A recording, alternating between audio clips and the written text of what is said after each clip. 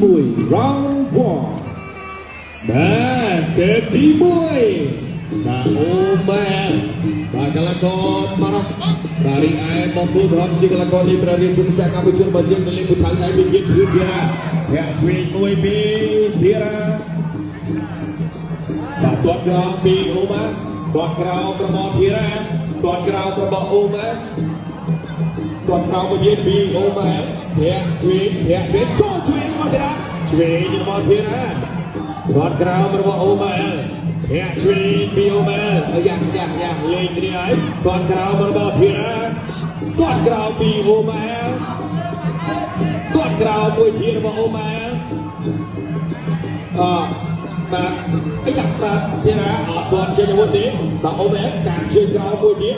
ទាត់ជើងក្រោមមួយទៀតរបស់អូម៉ាប្រហែល8យ៉ាងចូលដល់របស់ភារ៉ា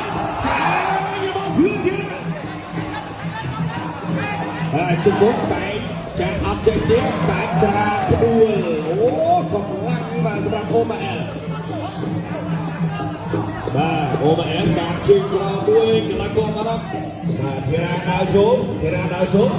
ក់មួយវាយស្ដាំរបស់ភារ៉ាចាប់កាច់ធ្លាក់វិញពីអូម៉ាអែលបាទភារ៉ានៅគ្រឿងអូម៉ាអែលធាក់ច្រត់ខាងឆ្វេងពីអូម៉ាអែលដើរជួលមួយទៀតចូលចែកបានក៏ទេអត់ទេកន្លែងនេះจากពីផ្ងើពីអូម៉ាលុងញ៉ាំកណ្ដាលទៀតមកបៃសិនបាទស្រែជាប់ហើយបាទធាក់ពីអូម៉ាអត់ទៀតណាដល់បាទទូគូប្រកួតអាណាបាសទីនឹងលើកជំនឿការជួបមានអគ្គនាយកក្រុមហ៊ុនក្រុមលោកអូម៉ាថាមានជាធីរ៉ាពីលីនីបាយជួយរបស់ធីរ៉ាអូម៉ាដាក់អត់បុតបាទតែមកទៀតពីភារ៉ាគាត់ក្រៅមកអូម៉ាគាត់ក្រៅមួយទៀតធាក់ឆ្វេងរបស់ភារ៉ាតែរបស់ភារ៉ាអត់ដល់ទេ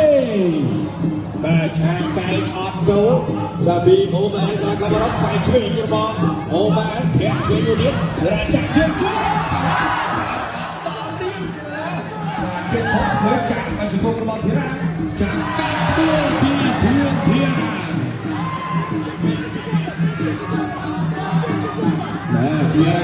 នៅត្រឹមធាក់ឆ្វេងពីអូម៉ាធាក់មួយទៀតដល់គាត់មករកនៅត្រឹមសិនសម្រាប់ភារ៉ាវាយពោះមួយរបស់ភារ៉ាបាក់ពោះមួយរបស់ភារ៉ា